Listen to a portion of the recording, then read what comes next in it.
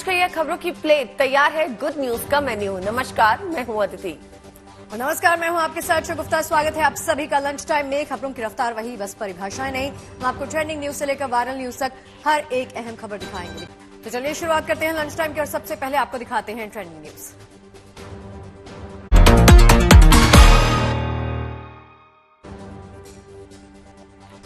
मणिपुर के मुद्दे पे संसद में आज भी हो सकता है हंगामा। कल विपक्षी दल करेंगे मणिपुर का दौरा। गांधीनगर में सेमिकॉन इंडिया कॉन्फ्रेंस का प्रधानमंत्री मोदी ने किया उद्घाटन। 23 देशों के प्रतिनिधि और चिप बनाने वाली कंपनियों ने लिया हिस्सा।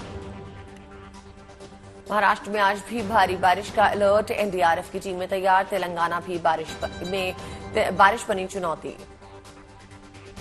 समंदर की लहरों के बीच में फंसे जहाज का कोस्ट गार्ड ने किया सफल रेस्क्यू। 8 वैज्ञानिकों समेत 36 लोग थे इस पर सवार।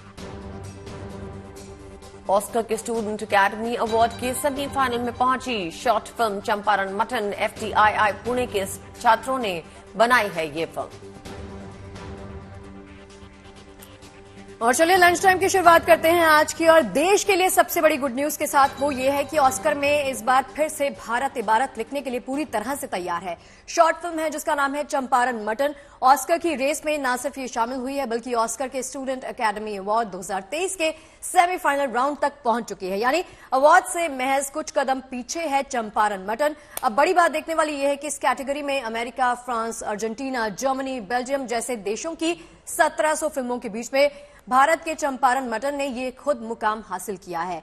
बड़ी बात यह है कि स्टूडेंट अकेडमी अवार्ड के सेमीफाइनल में पहुंचने वाली ये पहली इंडियन शॉर्ट फिल्म बन गई है।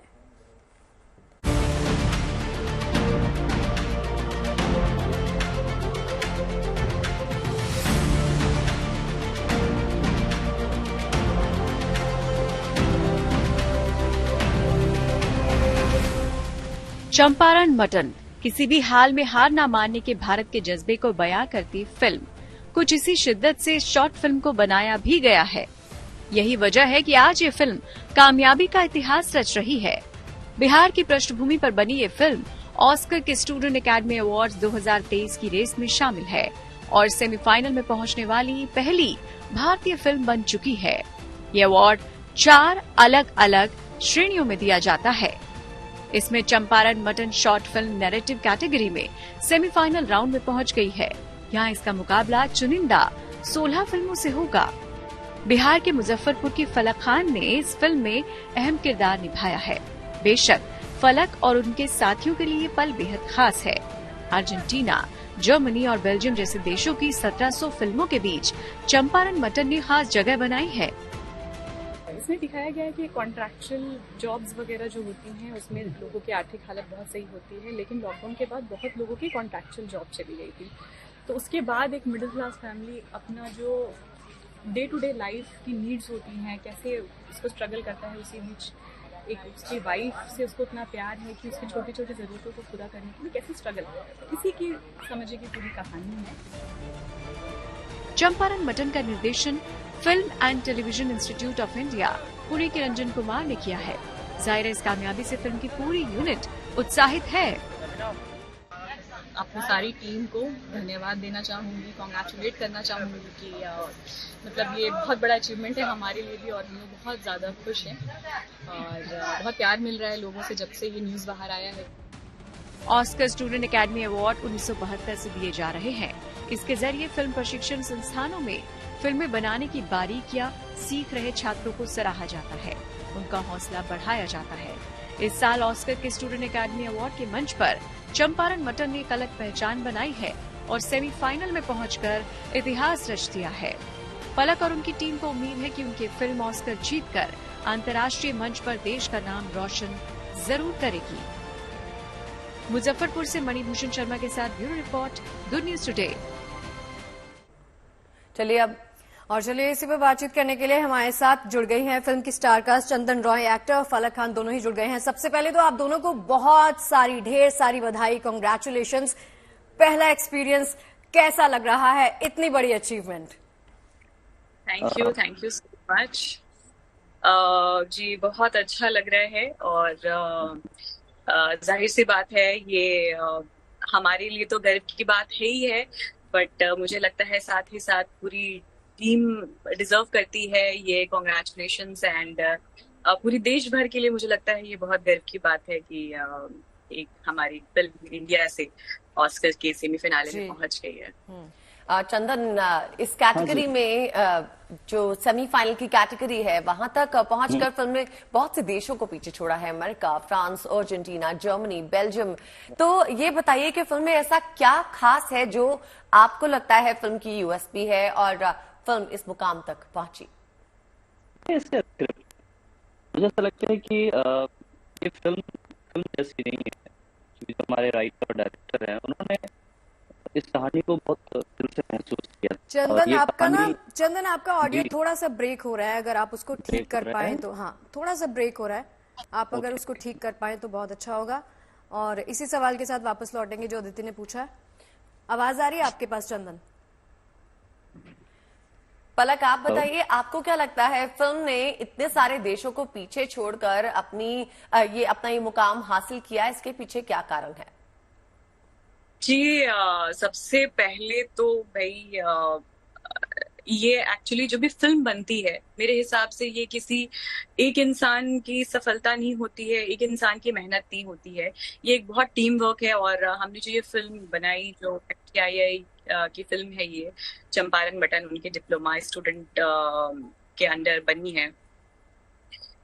तो 1 second, I think network error आ रहा है। नहीं, हमें आवाज आ रही है, आप बोलिए। आवाज आ रही है? हाँ, अच्छा, आवाज आ रही है। तो ये मुझे लगता है कि सब लोगों की मेहनत होती है। और इस फिल्म को लिखा है रंजन सर ने, जो कि वैशाली के रहने वाले हैं। और इत्तेफाक से बोलूं तो मेरी एजुकेशन MIT मुजफ्फरपुर से हुई है। और वो हमारे सीनियर भी रही हैं। और वो मतलब उसके बाद उन्होंने FTII ज्वाइन की और बहुत अच्छी, उसके पहले भी मैंने रंजन सर के साथ बहुत काम किया है। उनकी जो राइटिंग होती है और जो स्टोरी लिखते हैं वो बहुत ही नेचुरल होती है। मुझे लगता है कि शायद इसलिए उसकी जो सच्चाई है लोगों तक पहुंच पा रही है और लोगों के बीच मतलब दिल जीता। जिन लोगों ने भी अभी तक ये फिल्म देखी है, अभी हालांकि ये पब्लिक व्यूइंग के लिए अवेलेबल नहीं है, बट मतलब जिन लोगों ने भी देखी है, जो हमारी स्पेशल स्क्रीनिंग हुई है, बहुत ही तारीफ की गई है, राइटिंग की भी। और जी फलक, बड़ी अच्छी बात आपने कही। फलक, बड़ी अच्छी बात एक आपने स्टार्टिंग में कही कि जब भी हम फिल्म मेकिंग की बात करते हैं ना, it's all about team work. पूरी टीम का योगदान होता है एक पूरी फिल्म प्रोसेस में, साथ में वो लोग जुड़ते हैं। चंदन, जब हम इस फिल्म की कहानी को देखते हैं ना, जो मैं पढ़ रही थी अभी, जो मैंने आर्टिकल्स पढ़े हैं, उससे मुझे ये समझ में आया है कि बिहार की कहानी है। कोविड टाइम में हम सब एक दौर से गुजरे हैं, वो दौर हम सब के लिए मुश्किल भरा रहा है। वहां की एक कहानी जहां से आप खुद को प्रेरित करते हैं, आप कैसे सर्कमस्टांसेस जो आपको मजबूर कर देते हैं कि आपकी हार होगी, लेकिन वो हार नहीं मानते, आप फिर से उठते हैं। बताइए उसके बारे में। बहुत ही प्रेरणादायक और इंस्पिरेशनल स्टोरी लगती है जब हम सुनते हैं। बिल्कुल, मुझे क्या लगता है कि बिहार की क्रिकेट में ही मेहनत है और यहाँ के लोग बहुत आसानी से हार नहीं मानते। मतलब मुझे तो लगता है हार मानते ही नहीं है।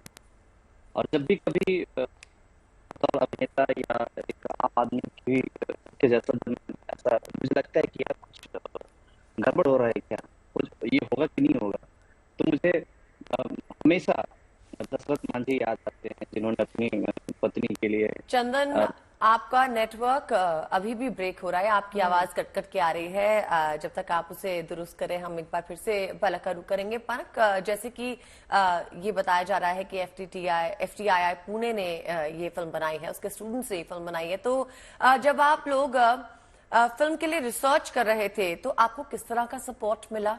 आपको स्टूडेंट्स ने किस तरह का बैकग्राउंड दिया जिसके ऊपर मेरे ख्याल से आपने इस फिल्म को रखते हुए रियलिस्टिक बनाने की कोशिश की हो? जी, जैसे कि नाम है हमारे फिल्म का चंपारण मटन, तो उससे जो भी मुझे लगता है कि ऐसा तो नहीं बोलूंगी कि ये बिहार में फेमस है। अब चंपारण मटन अब एक ऐसा डिश है जो मुझे लगता है कि इंडिया के सभी लोग जानते हैं और जिन लोगों ने खाया है और मुझे लगता है बहुत पसंद करते हैं।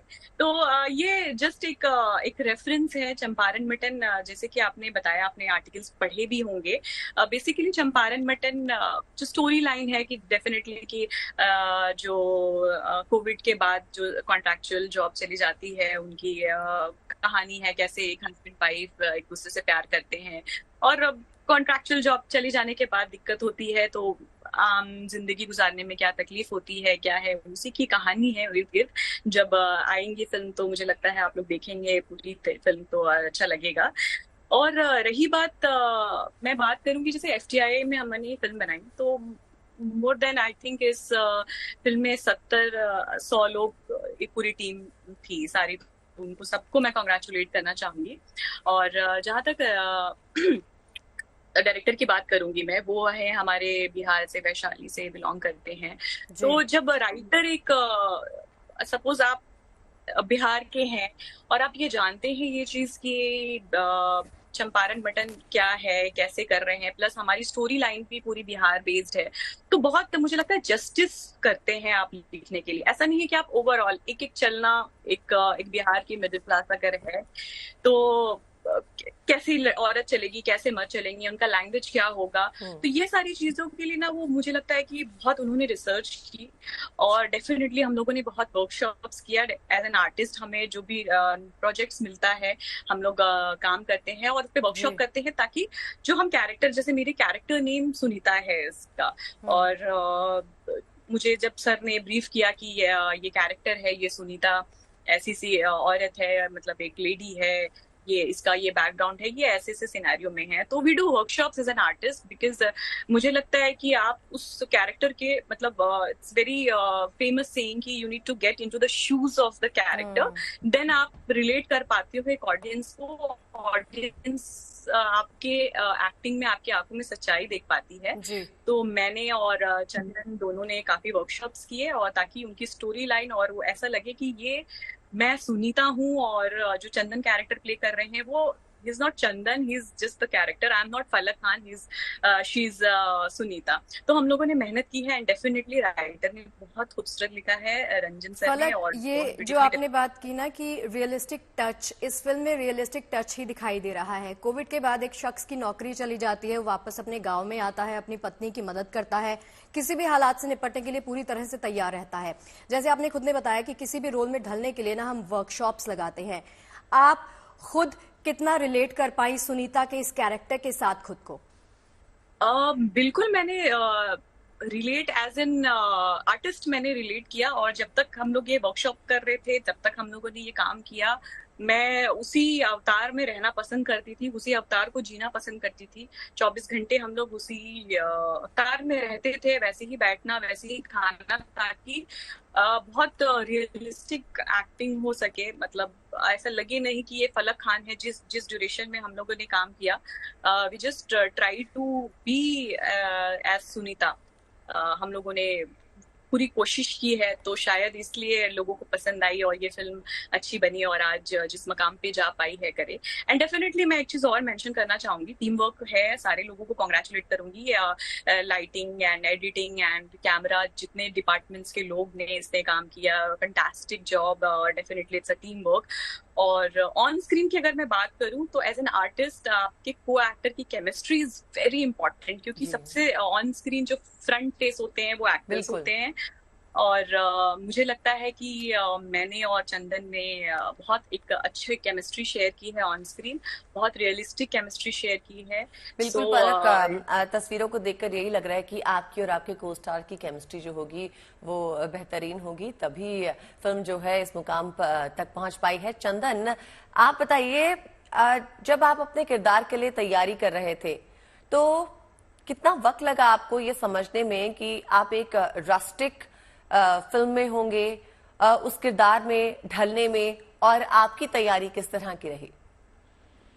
पहले तो मुझे ये बताओ, मेरी आवाज आ रही है? जी, आवाज आ रही है। अच्छे से आ रही है? हाँ, अच्छे से आ रही है। तो जब मुझे हमारे जो डायरेक्टर सर हैं उन्होंने मुझे नरेशन दिया कि यार हम कुछ तरह से बना रहे हैं, तो जो मेरे लिए एक हुक पॉइंट था वो ये था कि हम इसे बज्जिका में बना रहे थे। तो आई थिंक चंपारण मटन ये पहली ऐसी फिल्म है बिहार की जो बज्जिका में बनी है। और बज्जिका जो मतलब हम हाजीपुर के आसपास और मुजफ्फरपुर में कुछ जगह और समस्तीपुर के आसपास में भी हम बज्जिका बोलते हैं।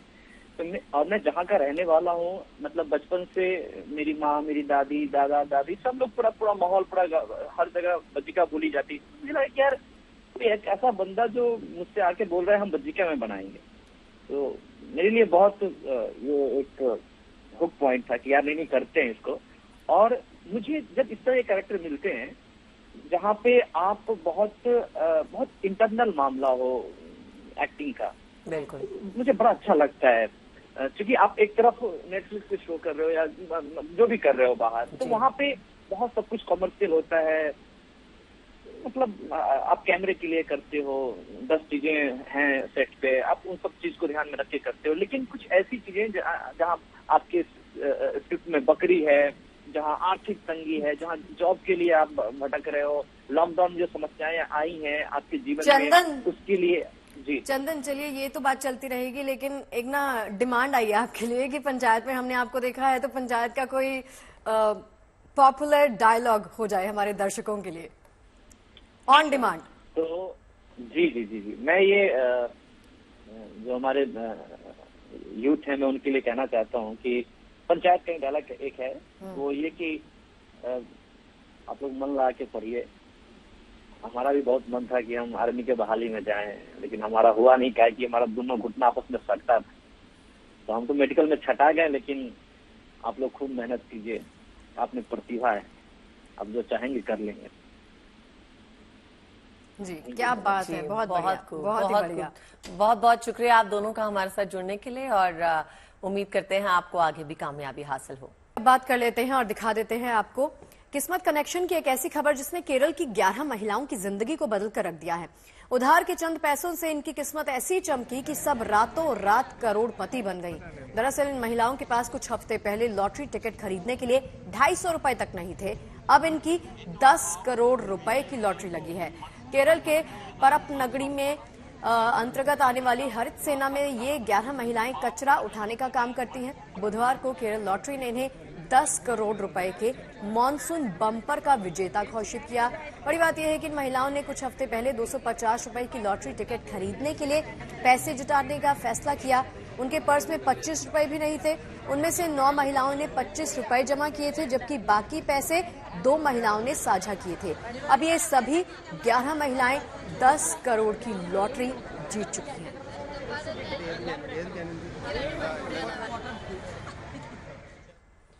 कर्नाटक के समुद्री तट के करीब लहरों के बीच फंसे एक जहाज का कोस्ट गार्ड्स ने सफल रेस्क्यू कर लिया। रिसर्च के मकसद से समंदर में निकले इस जहाज का इंजन फेल हो गया था। इस जहाज पे 8 वैज्ञानिकों समेत 36 लोग सवार हुए थे। देखिए इस रेस्क्यू ऑपरेशन को कैसे अंजाम दिया गया।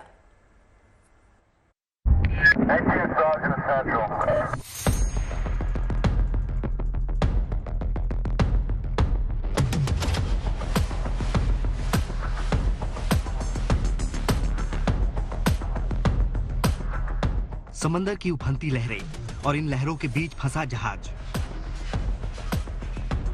कर्नाटक में कारवार के समंदर में कई बड़े वैज्ञानिकों के साथ शोध करने निकला जहाज आरभी सिंधु साधना अचानक लहरों के बीच फंस गया। इस जहाज के इंजन में तकनीकी खामी आ गई और जहाज पर मौजूद टीम इस गड़बड़ी को ठीक करने में नाकाम रही। जहाज पानी में बंद पड़ा था, लेकिन समंदर की तेज लहरें इसे कारवार के बीच की तरफ और धकेल रही थी। उस वक्त जहाज पर कुल 36 लोग सवार थे और उनमें 8 मशहूर वैज्ञानिक भी शामिल थे। कोस्ट गार्ड की टीम को जब मुसीबत में फंसे इस जहाज की इत्तला मिली तो फौरन एक रेस्क्यू ऑपरेशन शुरू कर दिया गया। यह रेस्क्यू ऑपरेशन आसान नहीं था और समंदर की लहरें इसे और मुश्किल बना रही थी। जहाज सिंधु साधना समंदर तट से करीब 20 नॉटिकल माइल्स दूर था। कोस्ट गार्ड के जवानों ने रेस्क्यू ऑपरेशन में अपने हुनर का प्रदर्शन किया और समंदर में फंसे जहाज को खींचकर मुसीबत से बाहर निकालने की तैयारी कर ली। घंटों मशक्कत के बाद कोस्ट गार्ड के जवानों ने सिंधु साधना जहाज पर सभी 36 लोगों का सफल रेस्क्यू कर लिया। इसके साथ ही कोस्ट गार्ड के शिप ने सिंधु साधना जहाज को खींचकर गोवा पहुंचाया। अगर वक्त पर इस जहाज को सही जगह न ले जाया जाता तो ये समंदर और पर्यावरण के लिए भी बेहद खतरनाक साबित हो सकता था। खराब जहाज से अगर तेल का रिसाव हो जाता तो ये समुद्री जीवों के लिए भी बेहद घातक साबित होता। नेशनल इंस्टीट्यूट ऑफ ओशनोग्राफी का ये जहाज अत्याधुनिक वैज्ञानिक उपकरणों से लैस है। समंदर की गहराइयों के रहस्य ढूंढने के लिए इस जहाज का इस्तेमाल किया जाता है। कई सीनियर साइंटिस्ट इस जहाज की मदद से समंदर में रिसर्च करते हैं। इंडियन कोस्ट गार्ड ने बेहद कम वक्त में इस रेस्क्यू ऑपरेशन को अंजाम देकर एक बार फिर मिसाल कायम कर दी है। Bureau report, good news today. Nainital में रोपवे में तकनीकी खराबी आने से 6 विदेशी सैलानी जमीन से कई फीट ऊपर ट्रॉली में फंस गए। इन सैलानियों के साथ कुछ स्थानीय लोग और स्कूली बच्चे भी ट्रॉली में सवार थे। गनीमत ये रही कि सभी को आसानी से नीचे उतार लिया गया।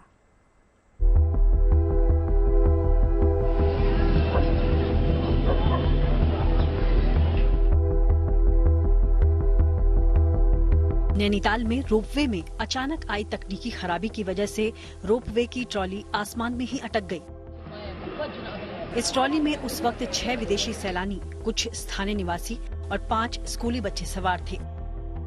रोपवे में गड़बड़ी का पता चलते ही कुमाऊं मंडल विकास निगम के कर्मचारी हरकत में आ गए और रोपवे ट्रॉली में सवार सभी लोगों को सकुशल नीचे उतारा गया। काफी लंबे समय बाद एक बार नैनीताल फिर से टेक्निकल दिक्कत दिखी। क्या है मामला और कितने लोग इसमें फंसे थे, कितने पर्यटक थे? सर, इसमें कोई ज़्यादा बहुत बड़ी दिक्कत नहीं थी। ये एक बैरिंग टूटने की आवाज़ थी जिसको हमने प्रिकॉशनरी मेजर लेकर टूरिस्ट उतार दिए। ट्रॉली की कंडीशन ऐसा नहीं था कि इसको चलाया नहीं जा सकता था, इसको चला के भी उतारा जा सकता था, बट टूरिस्ट और बच्चे होने की वजह से हमने सेफ साइड रह के प्रिकॉशनरी तौर पर टूरिस्ट उतार दिए रेस्क्यू करा के, जो कि हमारे एक प्रोसीजर है। हम रेस्क्यू से पहले भी उतारते हैं और इमरजेंसी पड़ने पर ऐसा किया जाता है। ये एक रोपवे का नियम भी है। रह के हमने उतार दिए। सर, इसमें 6 पर्यटक थे। विदेशी पर्यटक थे इसमें हमारे, और एक लोकल था, हमारे स्थानीय निवासी थे, और 5 स्कूल के बच्चे थे जो ऊपर स्नोव्यू के निवासी हैं, और दूसरी केबिन खाली थी, उसमें कोई भी पर्यटक या स्थानीय निवासी नहीं था। रोपवे का संचालन करने वाली टीम फिलहाल तकनीकी खामी को दुरुस्त करने में जुट गई है। इस वजह से आज रोपवे को बंद रखा गया है। गड़बड़ी को दूर करने के बाद ही रोपवे का परीक्षण किया जाएगा। सभी मानकों पर खरा उतरने के बाद ही इसे सैलानियों के लिए खोला जाएगा। नैनीताल से लीला सिंह बिष्ट के साथ bureau report, good news today. और बात दुनिया भर में फेमस मुंबई में डिब्बे वालों की, इनसे खाना लेने वालों के लिए एक गुड न्यूज है। अब वो ऐप से भी अपना टिफिन मंगवा सकते हैं। मुंबई में घरों और दफ्तरों तक टिफिन पहुंचाने की शुरुआत साल 1890 से हुई थी। तब डिब्बा वाला नाम की एक संस्था ने इसकी नींव रखी थी।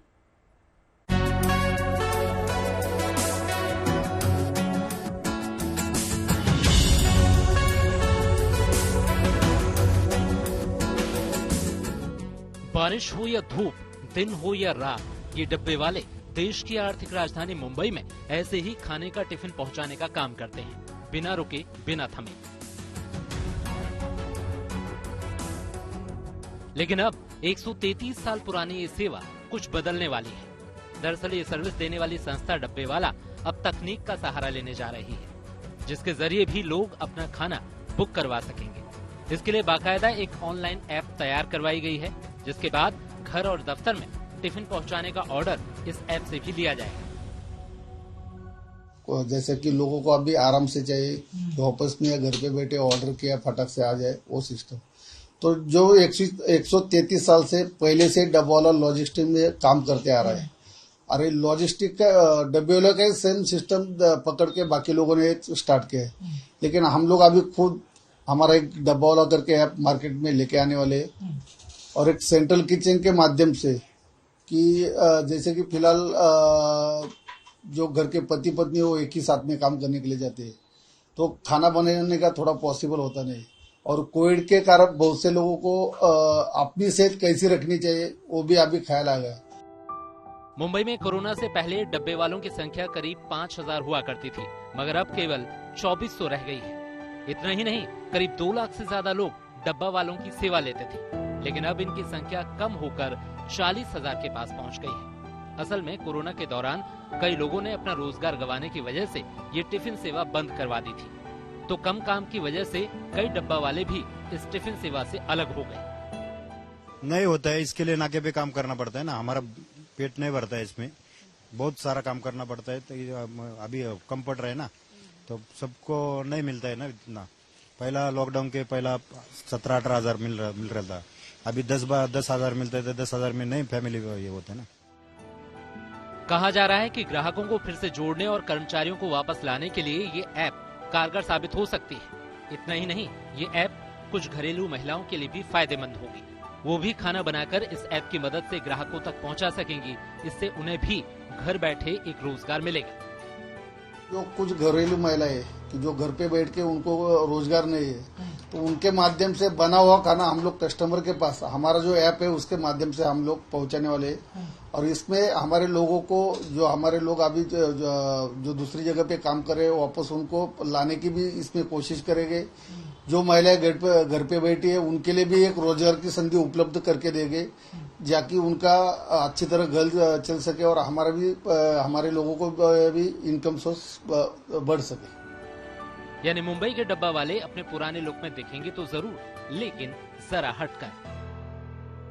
जब से डिलीवरी सर्विस शुरू हुई है तब से ये लोग मुंबई के हर कोने से लेके हर कोने तक पहुंचते हैं और लोगों का पेट भरते हैं। ऐसे में जो कोविड के बाद हालात बने, इनको अपना घर चलाना मुश्किल हो गया। ऐसे में ये लोग एक ही चीज कहते हैं कि हमसे डिलीवरी लीजिए, ये किफायती भी है, साथ ही साथ इनका पैटर्न डिलीवरी करने का भी अलग है। वहीं अब जल्द ही ये लोग ऑनलाइन ऐप लेके भी आ रहे हैं, और जिससे जो कस्टमर्स हैं उनको आधुनिक चीजें भी मिलेंगी और वह मुंबई डब्बे वालों की सेवाओं का लाभ भी उठा पाएंगे।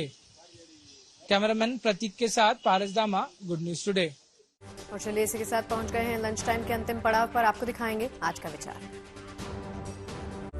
अरस्तु ने कहा है कि बिना साहस के आप इस दुनिया में कोई काम नहीं कर सकते। साहस ही दिमाग की महानतम विशेषता है।